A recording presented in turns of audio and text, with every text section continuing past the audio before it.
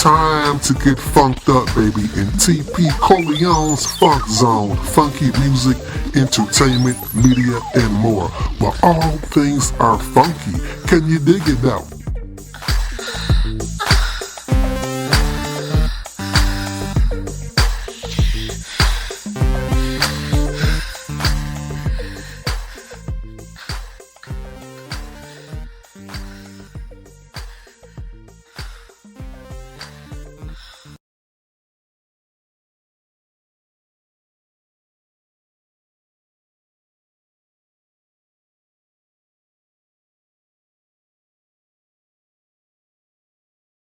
Good party people, what's good party people, what it do, baby? Bubba to the boogie, the bang, bang. Once again, my friend, it's on like a pot of neck bones in the funk zone with TP Corleone. We got a good one today, so throw them funk signs in the air and wave them like you just don't care, because we got a real funky artist. You know what I'm saying? I call him one of the funk gods. You did what I'm saying? You hear his music on my New School Funk Zone shows, New School Funk Hour show. So don't sleep on that, you know what I'm saying? The podcast, the one and only from Exiles of the Nation, Mr. Defiance Douglass. What's good, bro? How's it going, Playboy? What's happening, bro? Yeah, you TP, got man.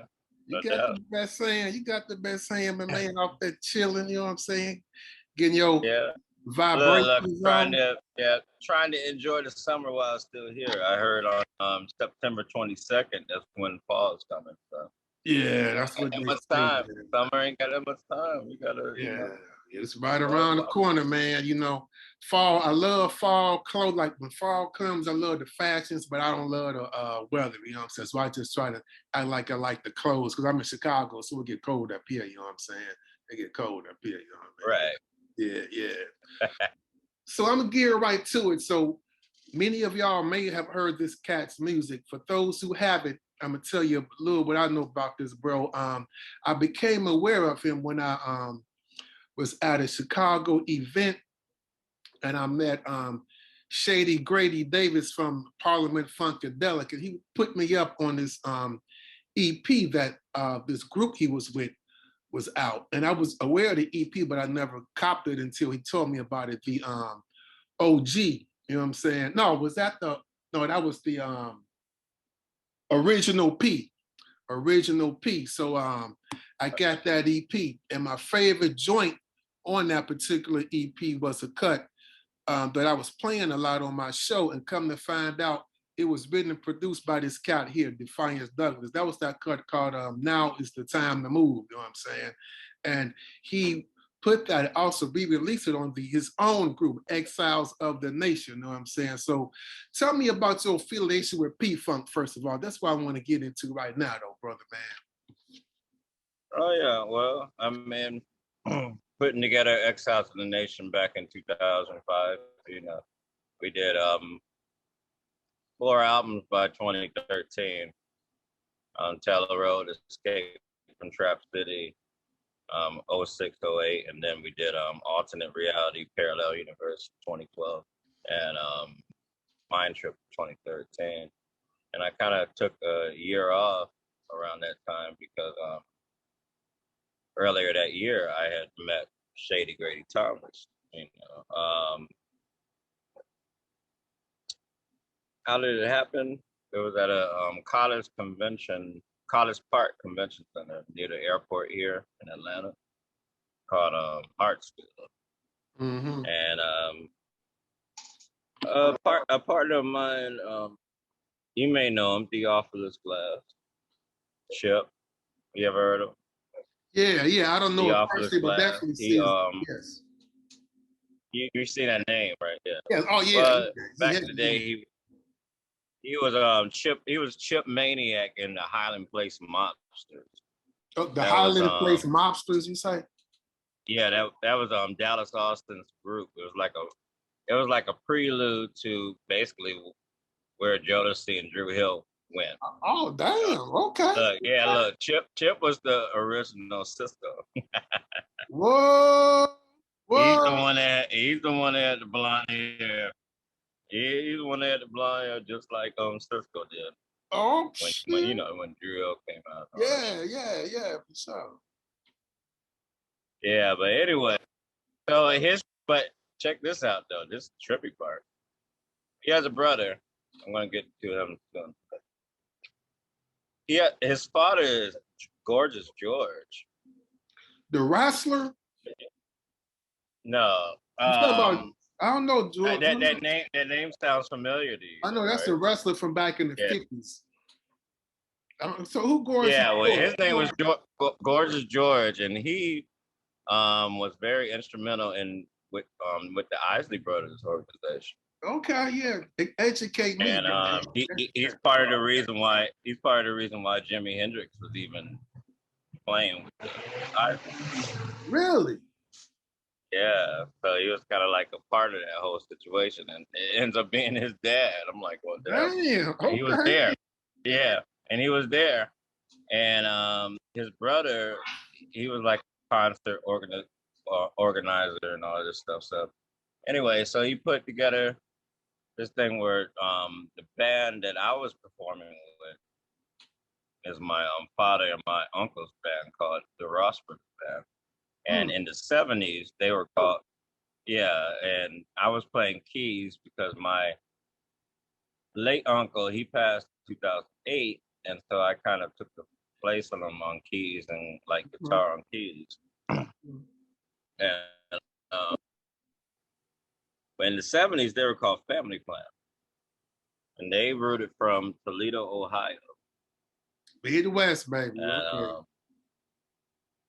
they moved here in '70. Yeah, well, they say Ohio is the funk capital state of the whole fucking country. Right? Yeah, man. You know what I'm saying? Since they were right next. They were right next to Cincinnati. They were right next to Cincinnati. Right. You know, they were right next to Cincinnati. So so Bootsy and all that hell from there. So, but they came here in '74 because they got a deal. So you say here, you're talking about ATL, talking about Atlanta. But yeah, I'm talking about my father's band. Okay. Well, when I've been playing I've been playing with them. Well, it was all through like the late '90s and whatever when I was a kid and shit. Yeah. You know what I mean? But 2008, I had to kind of take the place of my late uncle who passed. But my condolences. From 2008, yeah, from 2008 all the way to right before the pandemic in 2020, we were performing. Whoa. So this just happened to be another performance. This just happened to be another performance at the College Park Convention Center, and we played, and they were like presenting Shady Grady Thomas with some kind of award, some kind of funk award, lifetime achievement thing or whatever, something like that. Yeah. And so we ended up meeting backstage. He dug my style, and we when we performed, he stepped on stage, and we went into tear the roof off the sucker, give up funk. We went into, some P-Funk, and he was performing with us. So he was, thinking about having another keyboard player. So, later on that year in the early 2014, that's when I officially joined Original P. Okay. And then we did a couple of concerts. Concerts weren't really like and also Theophilus Glass, he was in Original P as well. So that's how that connected. Right. Okay. So I mean, concerts were kind of hard to get by during that time period, 2014, 2015. But we got a couple one in Benton Harbor, Michigan. Okay. That was a really cool one. And then we played Wolf Creek Amphitheater. With MC Hammer, Sugar Hill Gang. Okay. one of the variations of Sugar Hill Gang, because they had like two bands. They had like two different groups. Yeah, because I was the original. But, the one with the original Master G probably was. It was the. It was something like that. Yeah. He saw that unsung, right? Right. Yeah. I know what's happening with them. Yeah, I know what's happening with them. So that was the whole situation with that, and also Houdini was there. So rest in power to the Ecstasy. But yeah, it was Ecstasy and Jalil. Jalil, yeah. Ecstasy and Jalil. So it was a duo, but because it didn't have the third member, they couldn't call it Houdini, so they just called it Khalil and Ecstasy. Hell no, they just do that. They be doing that, don't they? You know what I mean? But it's still Houdini. Yeah, Houdini. Look, when it comes to a point, I tell you what. When it comes to a point where even the Beach Boys, what? The Beach Boys, they have. Check this out. Mike Love, the one who did Kokomo. He has the right to call his band the Beach Boys. Because they licensed this to him in like 1998, right? And so it was after it ended up happening after the youngest Wilson brother of the band, Carl Wilson, passed away in '98. So they ended up, because Mike was the only one that wanted to do like damn fucking 200 something shows, right, every year. Like at state fairs and he was the one going keeping it going. State fairs, the circus, Six Flags and shit like that. Let's play with circus. Let's go to Sea World. Sea World, yeah, keep the Beach Boys alive. So I got the rights. yeah, I feel it. Right. So okay, so look, check it out. He got the license to actually use that name. And then Brian Wilson, who is the mastermind, the true, he's the one that made all the fucking real music. Like most of it anyway. I mean, obviously his brother is definitely later on, like 68 through 73 era. But so Brian Wilson has to just tour as Brian Wilson. So when you see Brian Wilson, all it says is Brian Wilson. Wow, but yeah, he the main when you writer. See Mike Love, it says the Beach Boys. Hell no, man, that's crazy. So it's about who get to that paperwork first, man. And look, they got a member who wasn't an original member with him. His name is Bruce Johnston, and he's good. He was a member from 65 to 70, early 72, and then he came back in 79, and then kept going throughout the whole thing. You know what I mean? So it's just Mike and Bruce as the Beach Boys, and Brian and Al Jardine, who did Help Me Rhonda. He's the one who sung the lead on that. That's like the big one. You know what I mean? So it's two separate Beach Boys. There was like 2 or 3 different Temptations. Right. I think remember that?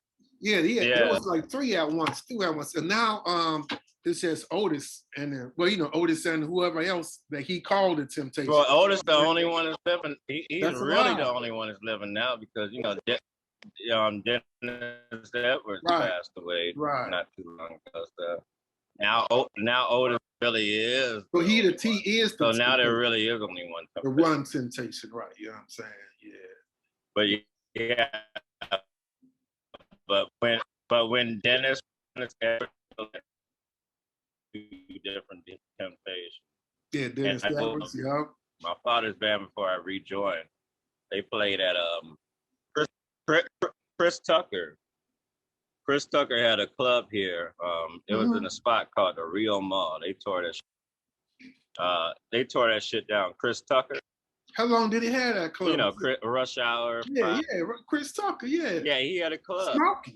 Him Yeah, him, his father, and his brother Dexter Tucker, who I really got a chance to talk to. He's really Okay. Dexter Tucker. And so they had the Ross Brothers. The Ross Brothers was kind of like basically the house band there.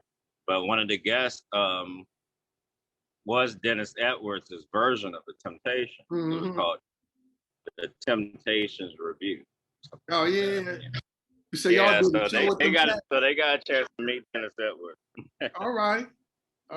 Did they have a falsetto? I'm not sure. They probably. Somebody had to do his parts and shit. You know what I'm saying? Somebody. Because I had performed with the Temptations in 1995 at Chastain Park here in Atlanta, on the near the kind of Midtown North Side over there. But you played with the band? Yeah, I was a kid. Oh, okay. You know, I was a kid. It was like 1995. Yeah. And Otis Williams was there.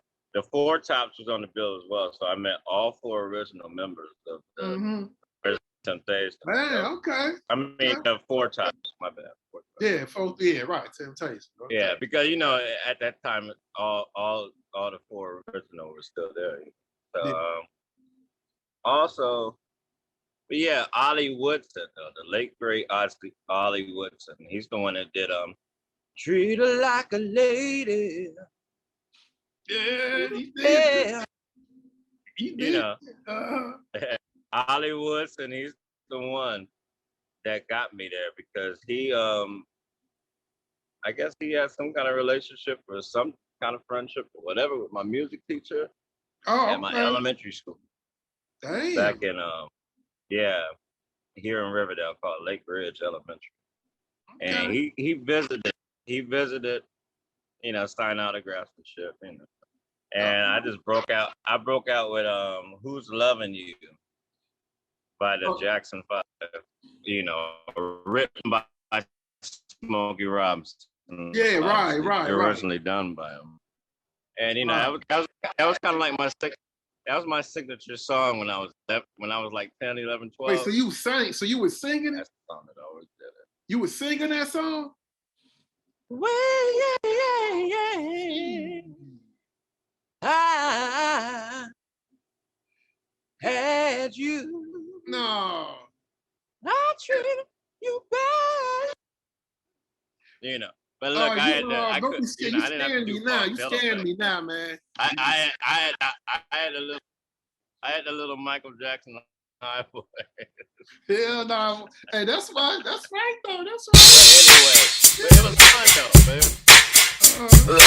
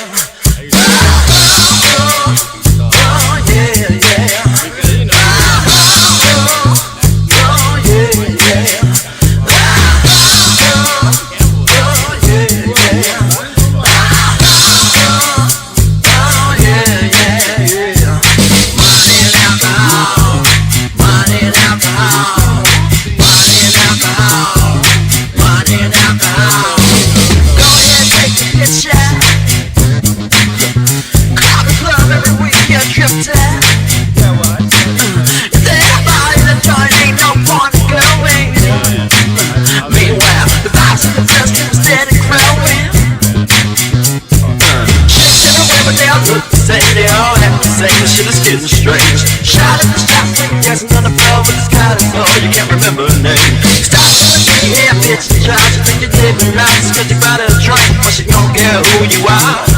You're just another dumb number here chasing stars. Oh, she needs to find somebody takes the place. Down piece to a record and dance go to waste. Thinking you're an average, you're just under the spell under the influence. Oh well.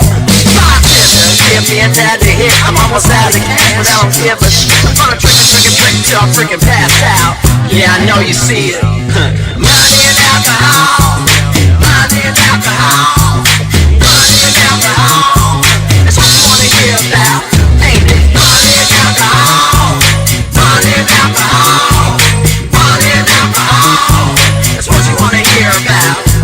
Oh, you're so damn lucky. The girls that feel alone, you got to take her home. She asks you wanna come in. It's gotta be a trick question, let the games begin. So you sit down on the couch, thinking it's about to be on. Before you know it, big nigga in this some for everything you got on you. The $127 you got left. You watch the big bling in the hat on your big head. You run for the door, drunk as a skunk. Hop in the car, cause the gas looking like a little punk. Damn, she funky. She does the shit we get her and a nigga celebrating and they get freaky. While you still in your whips, her best behind you. Do you have the best glass of wine? Yeah.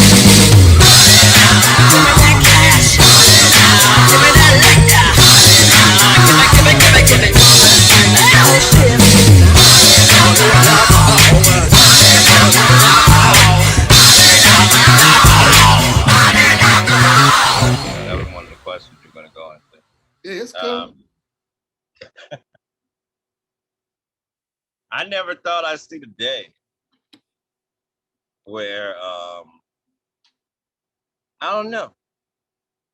Someone told me I was gonna do the new album, you know, because that's still coming in 2022. All right. Yeah. It was gonna be called Retaliation. You've seen a lot of shit about that. Right? I kept talking about Yeah. You ain't well, playing. You ain't playing. There's gonna be a song. There's gonna be a song on there called Retaliation, but the new album is gonna end up being called Return to Trap Planet. Damn, return to what? Return to Void again? Wait. Say Return to Trap Planet. What? Return to Trap Planet. So what's Trap Planet? I want to know now before I want to get the inside scoop on that shit. What's Trap Planet? Our Exiles of the Nation's second album, worked on it for most of 2007. Mainly with my rhythm guitarist, Andre Jenkins, who's still in the band. He actually took a break. He wasn't in the band he joined the band in 07. Late 06. Yeah, late 06. Carried on to 08. I kind of disbanded that original band in a way. And then we came back in 2010, but he didn't come back. He didn't come back till late 2011. But he's the one that's on, he plays guitar on the 21st Century Ice Age and this Decision and The Meltdown. Oh, okay. From the album Escape from Trap City 2008. Everything else was me. Everything else was me on that album. You know, because I write and produce, you know, everything. And you know. You got some cold shit though. I love that. Chris Harris did play guitar on Lost and Confused. Chris Harris was a guitarist and a partner of mine's band back in the day called Miles Stone. Mm-hmm. And I did work with him on the first album. So he played guitar on that.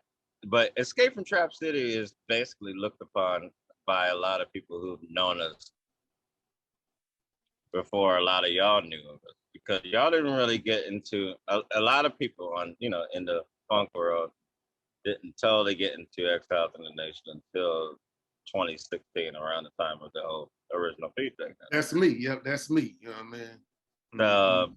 Before then, Escape from Trap City was it. Yeah, so before then, Escape from Trap City was it. That was like, that was the one. Like everybody weighed everything I fucking did after that. Everything we did to that album, and a lot of them still do. Even look, I've surpassed that album. All right, but they still bumping it though. No, I'm just saying, like, you know, really like the last 3 to 4 albums. That's why I called it the Final Exile Music Trilogy. Remember that? You saw that post on Facebook. Yep, it was Livy Stay Like It Should Last.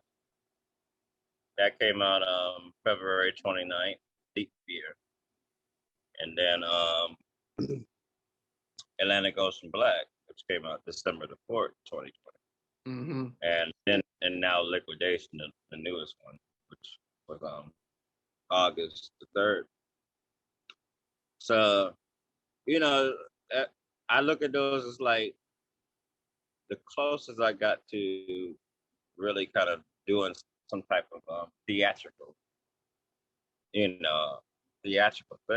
for his music. You know what I mean? Like the whole album from start to finish has different parts. You know, it's got like different scenes. You know what I mean? Yeah. And I want to do that because like I said, when I was starting work on Retaliation, which is now Return to Trap Planet, some associate of mine was like, please don't put me on a double album. Why your associate say that? Why they say that though? Yeah. I think the reason why, he said, and it's the reason why. He said that people's attention spans are so fucked up. You ain't lying on that. To the point where, you know, like, okay, if they can't make it through a 40-minute album, and I try to like keep all of Exiles of the Nation, a lot of our albums are like 40 to 48 minutes. Yeah. Because, you know, my old way of thinking is the so-called old. It's not really the real old school. It's the so-called old school. Because here's the thing with, you know, the reason why I don't like the word old school. Tell me, talk to me. It's like this. There's people in this generation right now who are on to, you know, Lil Baby and Migos and all these people. They'll look at a track from Kendrick Lamar or J. Cole or Eminem, a track from either one of them or whatever, from like 2012, 13. Guess what they'll call that shit? Home school. I know. Right. You know why? Because a lot of this music, you know what I'm saying, don't have a long shelf life. So anything over 5 years old is old school. You know what I'm saying? Because the shelf that's what I'm saying. That no can't be the. You know what I mean? Those ways of thinking are just going out the fucking window. Yes. Like, how can, you know what I mean? Like, how can something that just happened 4 years ago be considered a throwback? Yes. I be laughing. And I just got into the song. Shit. You know, most of this shit is still the same from 2017 to now. Other than the pandemic, obviously, music and a lot of this other shit has not changed. Yeah. From 2017 to 2021 to now. And they're recycling a lot of they recycling a lot of shit because of the pandemic. They recycling a lot of shit. You know what I'm saying? It ain't new. You know what I mean? Right, it's the same song. They just keep recycling them over and over again. And then when one person messes up, then another person comes up. Yeah. Like, look, I'm from here. I'm from Atlanta. I'm from the south side of Atlanta, College Park, Riverdale. That's where I'm from. And man, and so I've seen a lot of changes here because this is supposedly the mecca of black music, the mecca, black entertainment, the mecca of music, black music. But anyway, so check it. So 21 Savage, he had that. Remember that passport visa thing he had a problem with? Yeah. He was supposedly really a citizen of fucking England or some shit. Yeah, I don't know what became of that though. I don't know how that turned out. Yeah. So he gets into this trouble, and because of that, he wasn't really, releasing stuff at that time. Mm-hmm. Well, who just popped up right when he did that shit? Lil Baby.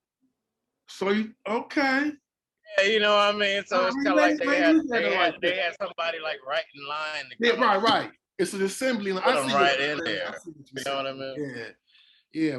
So it's the same person, different dude. You know what I'm saying? Right. Same type of music for the most part, but just kind of a different little thing. But they kind of look sort of the same, So sort of. I feel you. Yeah, I feel you. I feel exactly. But that's what I'm saying. So it's kind of like if that's what I was talking about on 2019's Obscure album. Mm-hmm. Have you ever heard that? Not the whole. There's a song right after Psychodramatic Addict Nymphomaniac. Yeah, Psychodramatic Addict Nymphomaniac. Remember that one? Yeah. Yeah, I got that. I love that one. Yeah, right. Yeah. But there's a song right after that kind of like, because it had been kind of like, that album is a really good album. Like I had to listen to it again because, it's not, what I've been doing lately with Exiles of the Nation album is like, I try to like take it into an art rock thing. I get a lot from the influence of the inspiration of Brian Wilson. Really? The way he produced things. Yeah, what he produced on Pet Sound, Smile, and stuff before then and stuff after is really no equal to that psychedelic, very cut and piece mode, and you put these pieces together. You know what I mean? And that the whole Live You Stay Like It Should Last, that album, I really think that's my Exiles' greatest album. I think that that's the closest thing to his album, the Beach Boys album called Smile, that I'll ever get to. Okay, you're gonna make me go back. That's the closest I'll get to that. Yeah. Okay, you're gonna make me go check check some that songs out. from that though, like Grand Feast. You've heard Grand Feast. Uh-huh. Yeah, and Disappearing Act. You can maybe go back and check the whole album out again, because I can't say I checked out the whole album though. You know what I'm saying? Well, the cover itself is a homage to the Beach Boys' Smile album. If you look at the Smile album, just look up the Beach Boys Smile stuff or whatever. Let me tell you what I did notice. I noticed you use the keys as far as the fuzz synthesizers in a way that would be used as a rock guitar on some of your joints. You know what I'm saying? You know what I mean? Yeah. You use them in a heavy metal way, but you do it with the keys on some of them joints. I did notice that, you know what I'm saying? And I was digging that, you know what I'm saying? You do a lot with them, you know what I mean? And you use it as as well. That's one of our trademarks. Yeah, actually, I love. I be feeling that on pretty much on just about every one of the 18 albums. Mm-hmm. I feels that. I feels that right there. You know what I mean? Just about every one of them have that. It's a what is it? How could I explain? It's like it's a guitar. Yeah. It's a guitar sound, and I mixed it up with some kind of it's a fuzz tone. Okay. It's a fuzz tone, distorted tone preset Mm-hmm. on what we were using at the time, which was the Roland VS 2480. Okay. And you can fuzz it out as much as you want. You can distort it as You much can as tweak it yourself. Okay. you know. Mm-hmm. Right, and it just gives it that bounce. Yeah. It's the same effect that Parliament and Funkadelic On use, like flashlight. not just Knee Deep and Yeah. Junie did, Yeah. There you but go. I got you. but by putting the fuzz tone or the distorted tone from a guitar, it makes it sound even more funk rock. Right. You know what I Right. mean? So Right. it makes it, even though it's the same effect that the synthesizer would give it, by putting it into a fuzz and a distorted tone, it makes it sound even more rock. You know what I mean? So it gives it the true definition of funk rock. Wow. Yeah. Yeah. Wow. I appreciate you sharing that. I didn't expect you to share your secret, though. I didn't expect you to share your recipe. You know what I'm saying? But it's cool, man. I love that. I love that. You know what I'm saying? It's cool. But that's so distinct sound. You know what I mean? That's what I peeped. That's what I peeped on that. You know what I'm saying? It's cool. Yeah. And also, it seems like it's just like. Oh, go ahead. No. Finish that off. I want to hear what you had to say on that. Finish that off. Well, I mean, I think that I don't know. Like I said, I've seen a lot of stuff, and that's a lot of the reason why I have to take certain breaks from being on Facebook and looking at groups, because I think one of the things you were going to ask me, what does funk mean to me? Yeah, that's what I want to know. What's that funk to you? Funk means freedom. Okay. Musical freedom, creative freedom, spiritual freedom, obviously sexual freedom, all of that shit. That's and it means freeing your mind. That's what it was supposed to mean. Mm-hmm. That's what it was supposed to mean. But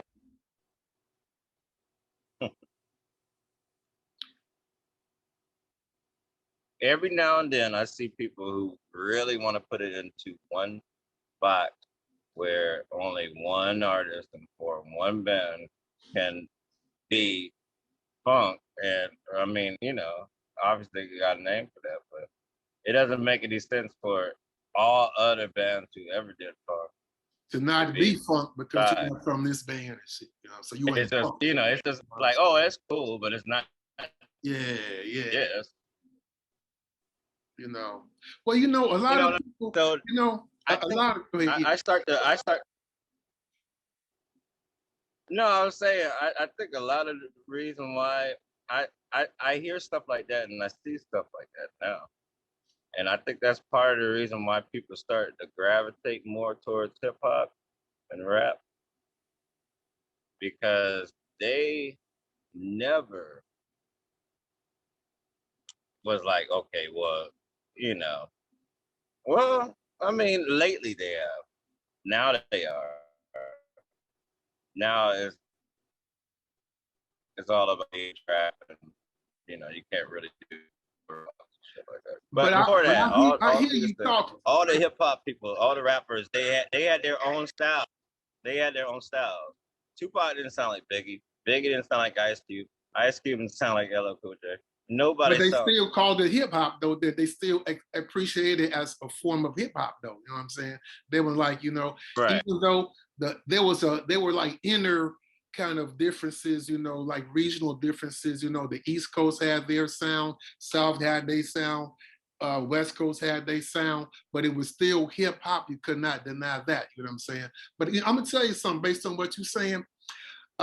I was a member of some funk group on Facebook. I can't remember what it was, a funk Facebook group. And I had to delete myself because they were arguing about, somebody was like, and I can't stand this shit. I can't stand it. It was like, who you got, Bootsy or Rick James, right? Two icons. Two icons. I love them both, grew up on them both. But these cats, arguing back and forth to the point they was threatening to go over to the next dude's house. Man, you can't play a goddamn lick. You ain't qualified to comment on this. I'm like, what, nigga? I'll come down there and whoop your ass because you was born in 1994. You know shit about the funk. They were saying all those kind of comments. I'm like, what? So based on that right there, it takes the freedom out of it. You know what I'm saying? And it gets more into a fanboy argument topic instead of what funk really is. You know what I'm saying? So I got rid of a lot of them groups, man. You know, I'm just in a few of them, you know what I'm saying? That's cool with it, you know what I'm saying? But it don't take all that, man. It don't take all that. You dig? Yeah, because it goes on and on and on. Yeah, It just goes on and on and on. I think the current one right now is, look, the current one right now is what? Oh, who's better, George Clinton or James Brown? Oh. Who's the real king of funk? I'm like, okay. Yes. And that's, you know, because both of them are sacred to me. Exactly. Now, I mean, the whole situation is it's very true that there's no underestimating that James Brown was king. He's the one that fucking he put it on the map. Look, wait. From 65 to 74, you know, he was like the undisputed king of funk, period. He's the one that originated and totally put the funk genre in actual place. You know what I mean? There was no funk genre. There was no even thought. They were talking about the funk before he came. You understand?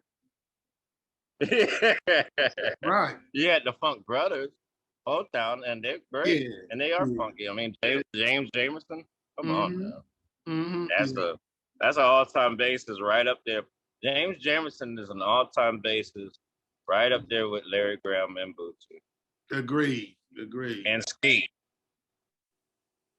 And who? And Ski. Oh, Ski. Yeah. Uh-huh. It was just his birthday. I had to let him know. Uh-huh. Your damn bass line on that damn Motor Booty Affair. It's so fucking cool. That's my shit. Check this shit out. It's like no. Go. Okay, my bad. It go.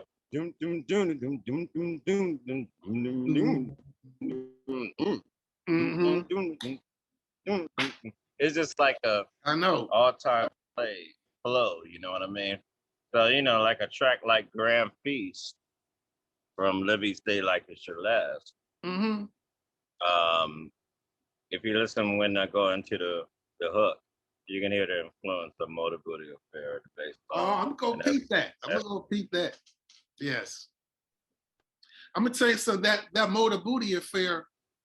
There's another secret. It's low-key disco too. Hey, that's low-key disco, that Motor Booty Affair bass line too, especially when it you know what I'm saying?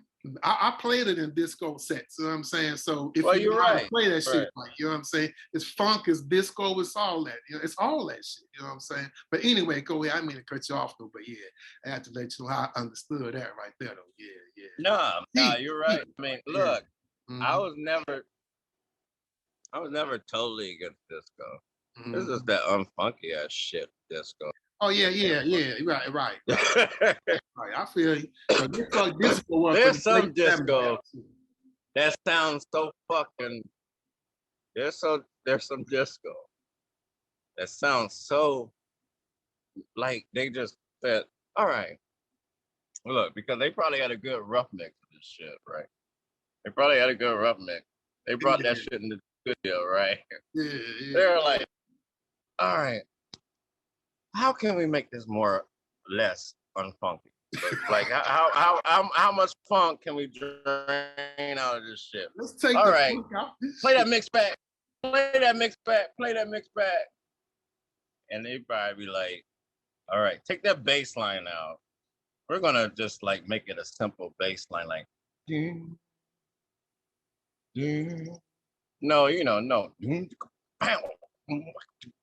Don't do that. You know, so cut that funky shit out of it, right? Right. Like the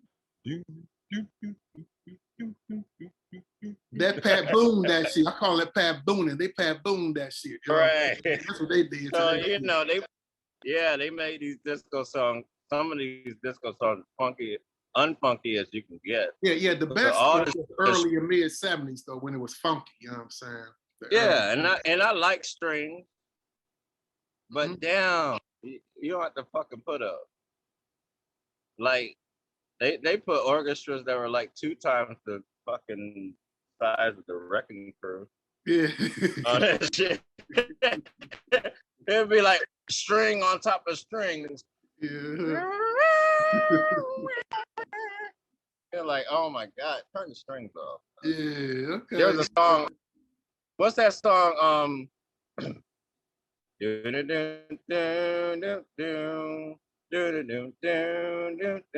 Barry White, Love Unlimited Orchestra. No, Fly Robin Fly. Oh yeah. Yeah, Fly Robin Fly, Silver Convention. And Method Man and Redman sampled that. Okay. Remember that? So, yeah, they did. But that first part is funky as shit. You know. Yeah, there was some cool strings. But then when the disco that I don't like all of a sudden came out of nowhere on the second part. I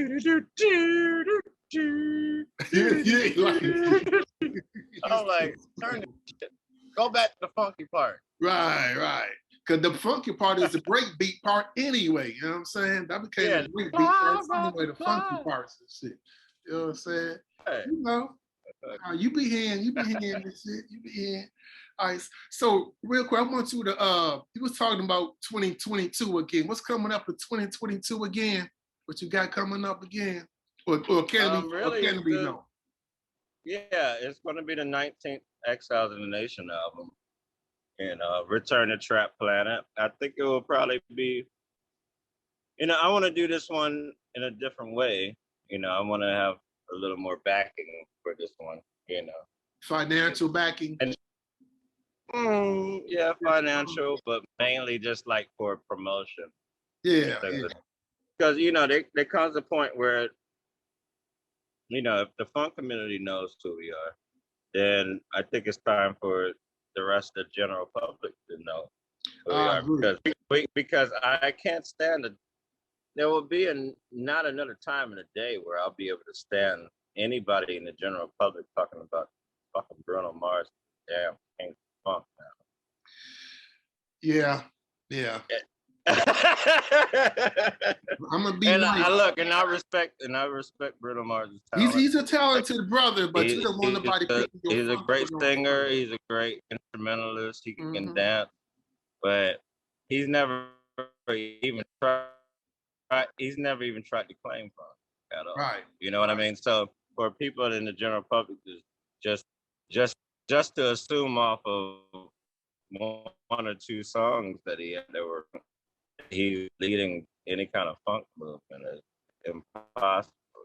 Yeah. I feel you right. I feel you. So what that told me is we're getting into more promotion. Right. To break through the underground. Figuring out. Well, right. We'll try to figure out how the industry, how the industry does their thing, because the way the industry does their thing, you can do it too. Amen. The tools are out. Yep. Amen. Time for that real funk to break through that underground. You're doing that real funk. We help. That's why I like doing these shows.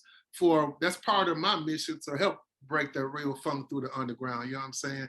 It's cool the other cats doing it, but doing what they doing, but it's time for everybody to know what this real funk about, because it's still some new school real funk out here being made, despite what y'all thought. You know what I'm saying? What y'all thought is still being made. You know what I'm saying? That's why I got you on here, brother, man. Hell yeah. Yeah. But I'm gonna wrap it up. If we all kind of like unite for the shit, unite for the shit, then I don't think that, it's kind of like this. The way I see it is every year, and we've been going since 2000. 2006 was our very first album, Untitled Road, November 2006, and it's kind of interesting because right around that same period, a little earlier, Outkast put out their final album called Idlewild. Remember the Mm-hmm. movie? Mm-hmm. Yeah, yeah. I got it. Yeah. So that was the last one. So coming from here, Outkast definitely inspired what I was into. I can see that. I can appreciate that. Outkast cold though. They cold. You know what I mean? I get it. Hell yeah. They cold. They cold as fuck. They cold. They had people, and they wanted Mm-hmm. to take music. They wanted to take funk and hip hop rap into the way funk was able to. Look how many bridges and you know gaps that basically funk filled in for the 70s all the way to the early 80s, mid Yes. 80s. You know what I mean? Like, Great observation. look, they were the only like self-contained. Yeah, there's not that many self-contained bands out there. Look, even the Beatles had a producer. Yeah. When you think about it, yeah. The Beach Boys, they had a producer, but the Beach Boys had a producer, but their producer was Brian Wilson, who was the leader of the band. So, Mm-hmm. that was the producer. But the Beatles had George Martin as the producer. So, even though they supposedly, self-contained, did all of that stuff, George Martin was still the one overseeing it. Yeah. Beatles, you know what I mean? right. So they had a whole different outside force. Right, they were a package. Whole different outside. Right, they were a whole package and a movement. It wasn't just them. It wasn't just Ringo, Paul, George, and John. You know what I'm saying? So they were a package, a machine, all that. So that's what that was. But yeah. Yeah, so that was the whole situation with that. It's kind of like, so when funk bands came along, James Brown, he was writing all this shit. Stevie Wonder, he fought with Motown to be able to have be self-contained and produce his own shit, right? All of stuff. Yeah. Marvin Gaye had to do the same thing. Look, Motown didn't even want to put What's Going On out. Yeah, right. He had to. Ain't that some shit? Yeah, Marvin Gaye had to fight. Yeah, he actually leaked it himself. He put his own money behind the promotion. That's what it was. I think Marvin put his own money behind the promotion of that because Berry Gordy wouldn't do it, because he didn't believe in it. You know what I'm saying? But yeah, but And look, it turned out to be one of Motown's biggest albums ever. Yes. Ever. And it was time, it was time. But Berry Gordy also said that made him understand he had to change. Marvin forced him to change, to start seeking out funk groups. That's how he signed the Commodores and then Rick James and all of them, you know what I'm saying? And Norman Whitfield stepped his production up to be more funky, you know what I'm saying? So Marvin Gaye kind of forced Motown's hand to open their mind to the funk. You know what I'm saying? So yeah, that's what's up right there. Oh, exactly. Yeah. Because hell, really Norman Whitfield, he was the one that really did it. And, as far as Temptation. Yeah. And then there was a couple other ones. Remember Edwin Starr? Edwin Starr, War. Huh. Good God. What is it good for? Absolutely. Said Ken. Yeah. Anyway, yeah. But look, the Temptations did a version of that. I didn't know that. I'm thinking it was actually. Yeah, it was actually, I think, before his version. I can see Dennis Edwards on that. But I think Norman Whitfield produced both of them. Dang, okay. I can see Dennis Edwards on that. Speaking of that song. Yeah, Norman Whitfield was like. Now I was gonna say, speaking of that song. I would say Norman Whitfield was basically like he's the one that he saw what Sly Family Stone was doing. Punk rock thing, really. Okay. You agree? You know what? I ain't think about that, but yeah, I ain't think about that. I can see it though. I can see it. I can see that. Do you agree? I mean, I would say them and Jimi Hendrix. Them, Sly and the Family Stone and Jimi Hendrix. If you put both of them together, you get funkadelic. Oh yeah. I'm gonna tell you something. What's so funny? I didn't realize that, but as I got older, I was like watching this Sly Stone documentary, and because I grew up on the P Funk and everything, you know, but I was watching this documentary about Sly and Jimmy. They was in the same documentary, and I'm like, wait a minute. Sly Stone got the same type outfits Boosie was wearing when I first became aware of Boosie in the stretching out days. And then I was checking out Jimmy, and I was listening to Jimmy talking like this, and he was talking almost like Boosie without the baby bubbles, and the only thing missing was the baby bubbles. I'm like, damn, that's where that shit came from. So I was saying all that to say everything builds on the shit that was previously. It's like a funk pyramid. You build on what was previously left unto you, but you put your own to it and make it your own thing based on what you got going with your original touch too. That's how I go. So there's never one guy. There's never one guy. It's and that's all exactly, It's a collective. You dig what I'm saying? It's a collective. You know what I'm saying? But you know that. Right. You know that. You know and that's a good lead-in. That's a good lead-in because, you know, the whole situation was it's kind of like this. All right. P-Funk, you know, well, James was pretty much the super heavy, you know, heavy-duty king of dirty stop funk. I mean, I got baptized with the funk by the P, so that I got baptized with them. I mean, like, what's like some of your favorite like James Brown tracks? So my favorite James Brown is always the early 70s, you know what I'm saying? Even that Body Heat album was Satisfied. You got James Brown's the Slaughter soundtrack, of course, Big Payback, of course, Papa Don't Take No Mess, you know what I'm saying? But the super raw stanky stuff, the which I call early dance funk music, you know what I'm saying? Cold Sweat, and There Was a Time, the full 7-minute versions of them bad boys. There Was a Time and Cold Sweat, the full versions. You could still beat that shit today if you know how to beat it right at a party, you know what I'm saying? That's James Brown shit, you know what I'm saying? Hell yeah. That's the thing about Jay. You can still do that shit, you know. One of my favorites was hey, give him my thing, baby. Give him my thing. You know, that My Thing. Yeah, that's the early Hell album. Which one is that? The Hell album. Hell. It came like right after. I heard that whole album. Yeah, it had the Payback, and then Hell came out. You know, and it starts off. Dun, dun, dun, dun, dun, dun. Hey, dun, dun, dun. Brand new funk. Dun, dun, dun. Yeah. Brand new funk. Dun, yeah. Dun, everybody sounds like Yeah. That's that breakbeat shit. That's that breakbeat.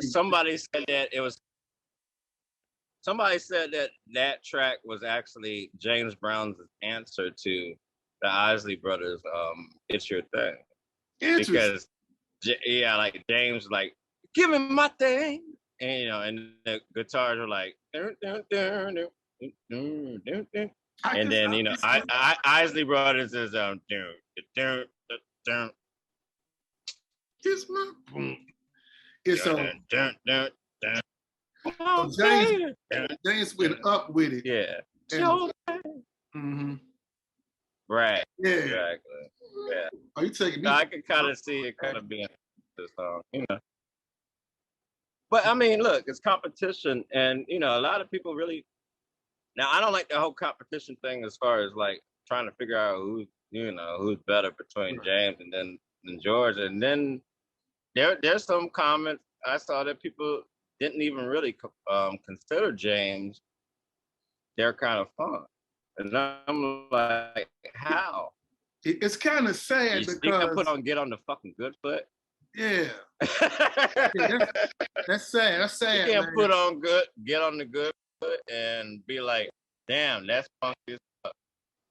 See, now I ain't gonna hate it. A person can have their own particular favorite flavor of funk, but don't say it ain't funk. Come on now, you know what I'm saying? You know, but I do think based on the era of when you came up, it kind of describes what your favorite era of funk gonna be. You know what I'm saying? Because like for instance, when I first got indoctrinated, I would say was during the Mothership, stretching out, I think it was Boosie Baby era, all the way up to the Motor Booty Affair, that era, along with other people like your Big James Cameos and George Duke. So the people that are older than me, that they got more into it doing the more like college kids, they more were exposed to the funk rock, like my older sisters and things like that. So as a kid, I couldn't relate to the funk rock kind of shit Funkadelic and them was doing until I got older and tried to play guitar. I was able to appreciate it even more and had to go back and buy the cutout albums to understand. But I think whatever era you grew up in is commonly and of course going to determine your favorite era of how you feel of funk. But ain't no one era better than the next, dig what I'm saying? It's all about how you came up. That's my opinion. That's my take on that, though. You know what I'm saying? Oh yeah, it's just natural. It's just a natural thing. Well, see, I would have loved.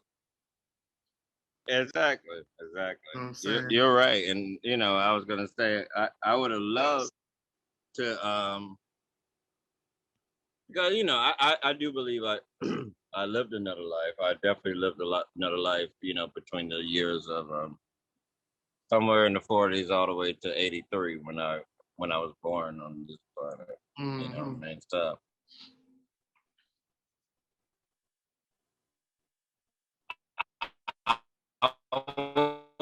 I wasn't there physically in this whatever.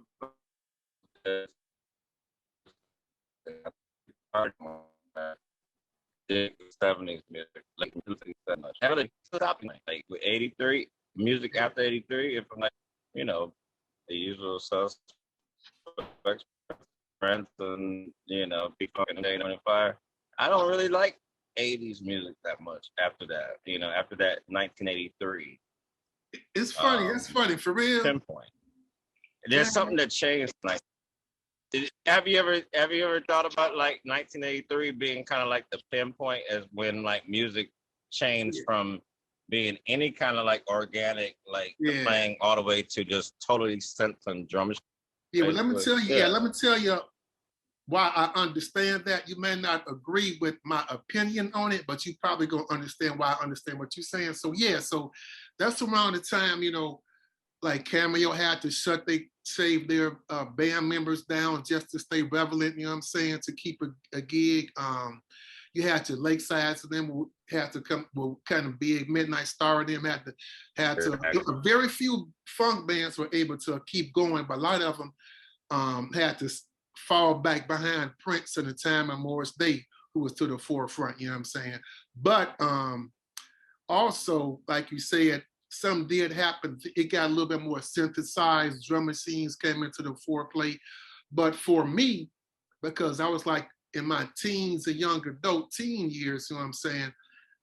And I'm growing up in Chicago, I was also able to witness a whole nother movement, you know what I'm saying, that had nothing to do with that, which was like the house music movement. So, and that was drum machines and shit. And also Crush Groove came out, Run DMC and shit, you know, LL Cool J. So a lot of my youth angst kind of that I had for the funk when I was in grammar school, real little boy, got gravitated over to like the electronic music, you know what I'm saying, your Kraftwerks and drum machines, because I bought a drum machine and shit with my allowance and shit after about a year and shit. Then also hip hop, the early hip hop and things.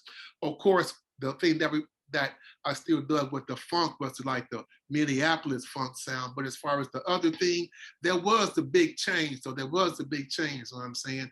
And I think the mainstream didn't want to see no big ass bands no more. Even groups like Nile Rodgers and Chic, they weren't even happening no more. Now Rodgers had to start producing, you know, Caucasians like Madonna and David Bowie just to stay paid. You know what I'm saying? So the game changed. The game did definitely change. You know what I'm saying? Oh, hey, he did Duran Duran too. Duran, and I love the motherfuckers. Notorious.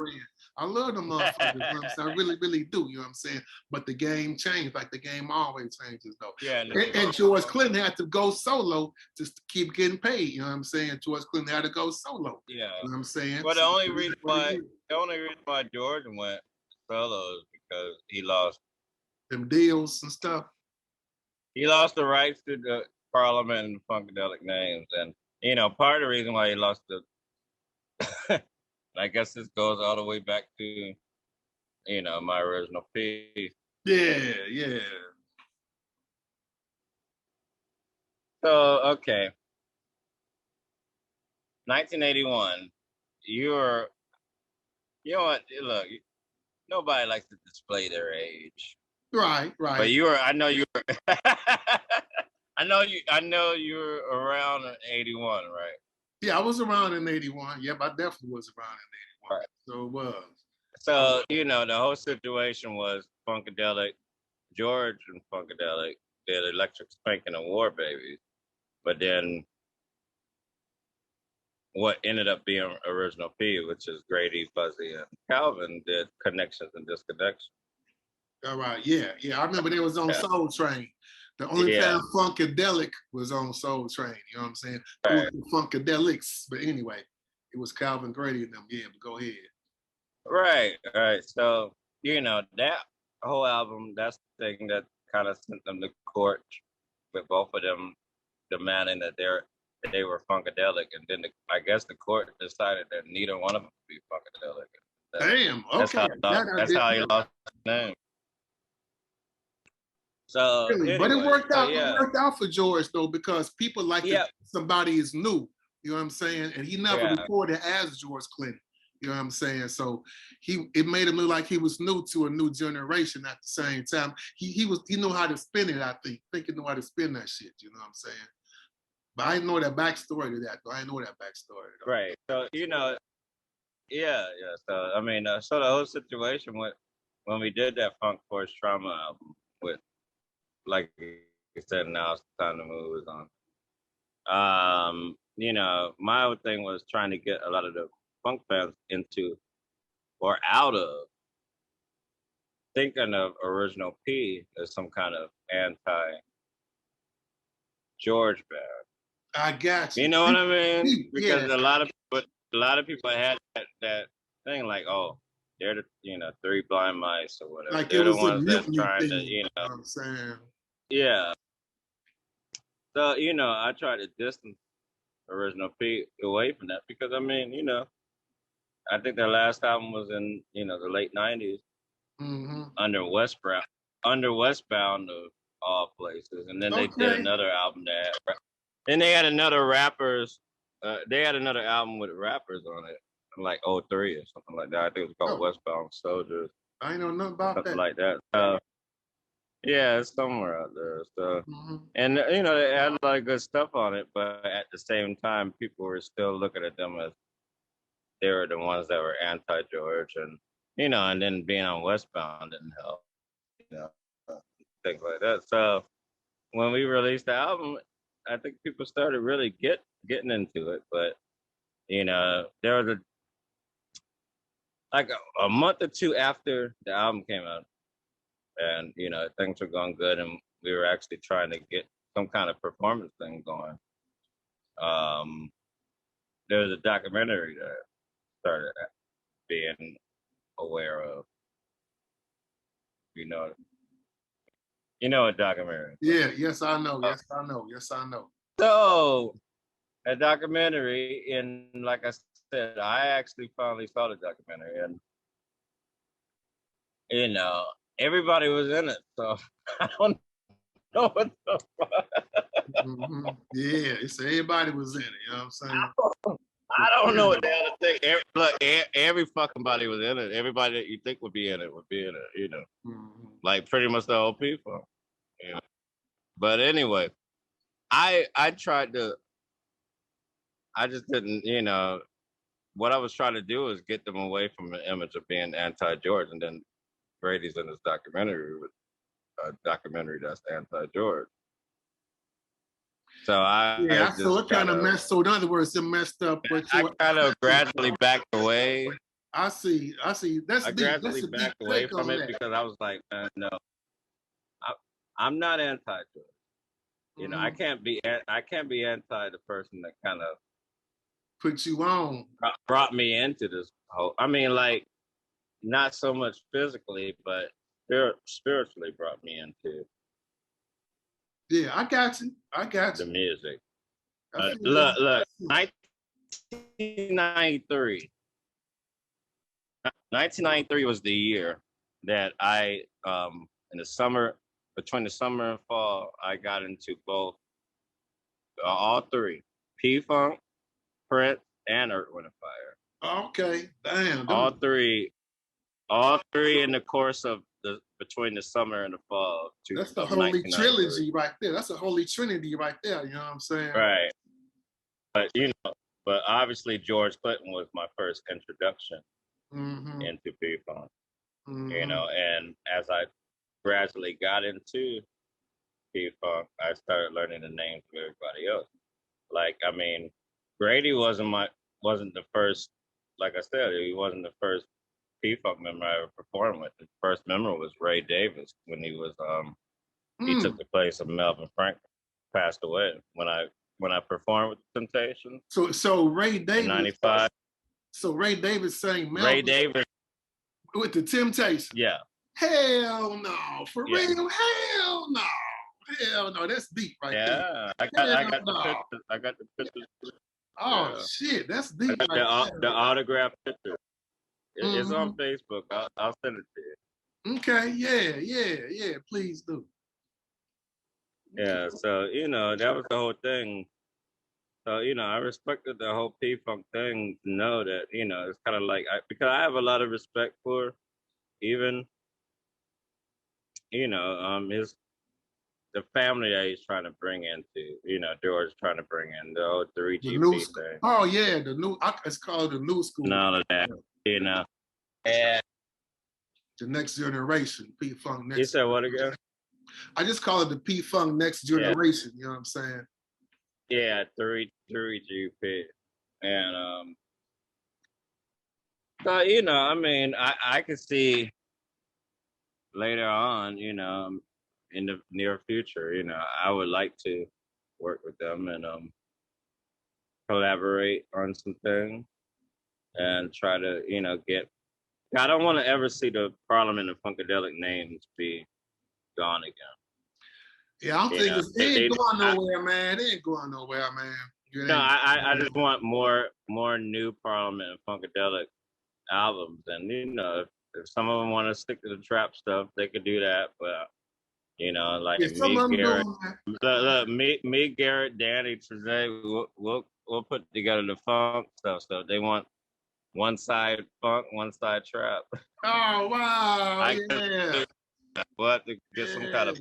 That man, I could see. Wow, I just pictures. You just made me picture some shit. I hear some shit already that ain't even be recorded yet. Wow, yeah, wow. I mean, but there's enough to. I think Parliament and Funkadelic, or Parliament Funkadelic, can be a well-known name again.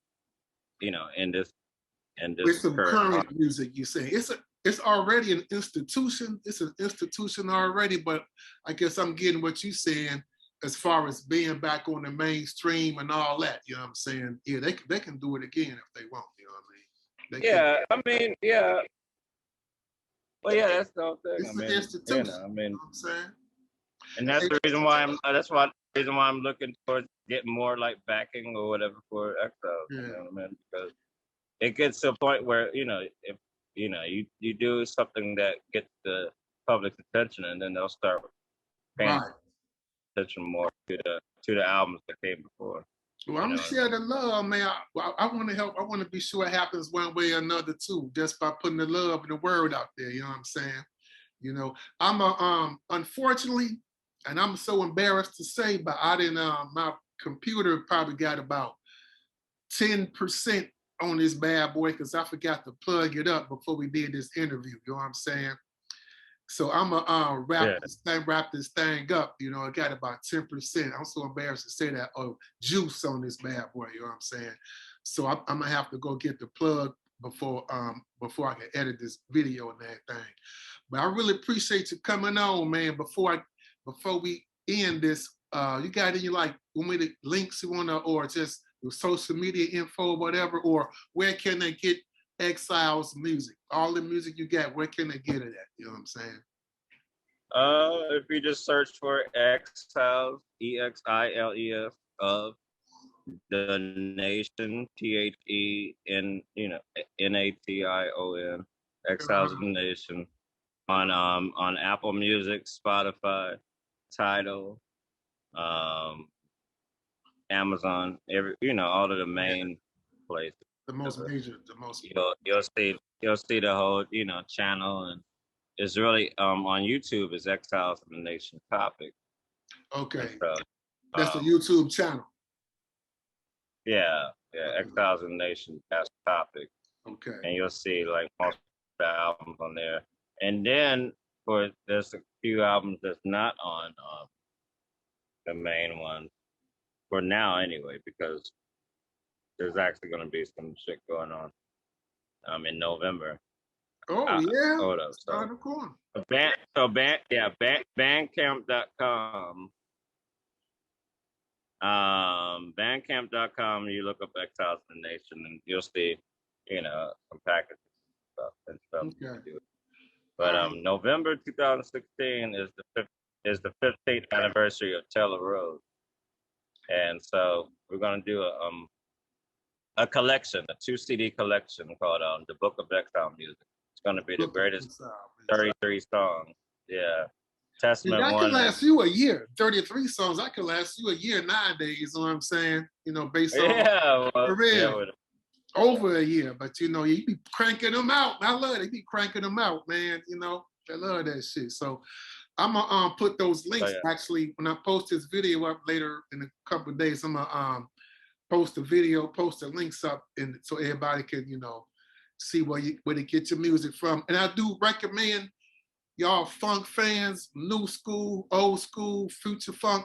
Don't sleep on Exiles of the Nation. They got some hot shit, you know what I'm saying? Even if it's some of their stuff came out in 2015, 16, don't sleep on it, because I put it on my shows. It's in rotation. You're going to get your funky appetite fulfilled, you dig, you know what I'm saying? And once again, I want to thank you, brother. Man, it's been a minute to try to get you on here. I'm so glad you did this, man. So glad you did this, man. Maybe we can chop it up again soon, or I can check y'all live one day, you know what I'm saying? I probably plan on doing that too, man, when the opportunity presents. The newest stuff, the best. The newest stuff. The new stuff, the best, right? New stuff. All right. Y'all heard him. He said, later. Okay, he said the new stuff. But I mean, everything else is great too, but I love the albums. Start from Living Stay Like It's Alive. Okay. All right, y'all heard. You got Liquidation is the last one.